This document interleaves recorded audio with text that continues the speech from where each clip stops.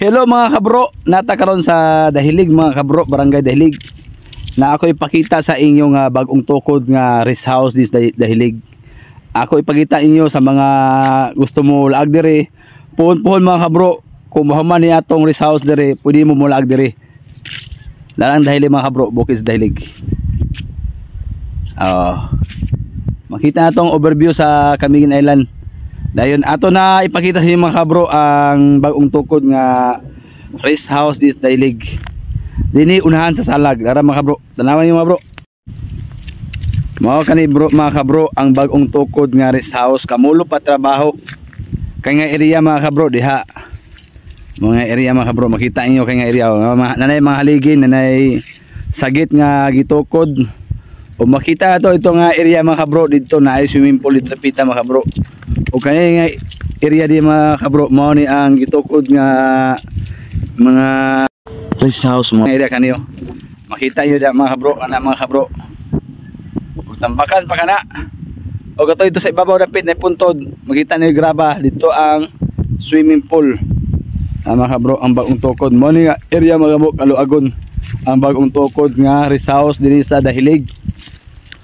Puhon-puhon kung mahuman na kani, pwede na mo mulaag dire sa Dahilig o naapotay kung nini entrance fee nga atong mga kuan mga bro, kay tungod kay kani napaka sada ni mga bro, nindot nga kuan. Makita niyo ang bulak mga bro. Kaya area din mga bro. Dito padlo mga bro. Kana kamulo pagtukod atong mga budiga sa atong mga material araw. Mga area tukuran mga kabro sa rest house dire sa Dahilig. Katong gusto mo laag dire pohon, laag na mo dire. Ani temporary ni uban mga kabro sa mga CR, temporary pa yan CR mga kabro, kay lagi na may mag meeting dire. Kana nanaligo mga kabro sa atong swimming pool nga temporary. Pero ang tunay nga swimming pool mga kabro, itukod yun dito dapit dito ka makita ito ang area na bangag dito mga kabro. Gawanan na bihawan-hawan na yung area na mga kabro. Makita niyo mga kabro din dapit dool sa Salag mga kabro.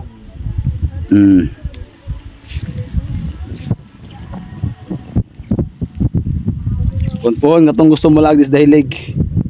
Nanay mo malaga din nga sakto nga rest house. Daplin na ni sa highway. Atong rest house sa gitukod. Ara ang atong manager, atong pohon nga kuan dinhi. Manager ara si Boy Patik. Shout out. Na pag-lechon na guys. Mo ni ang kuan ni manager ni mga kabro.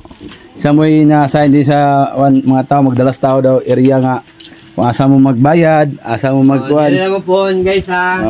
Alaman ka bro.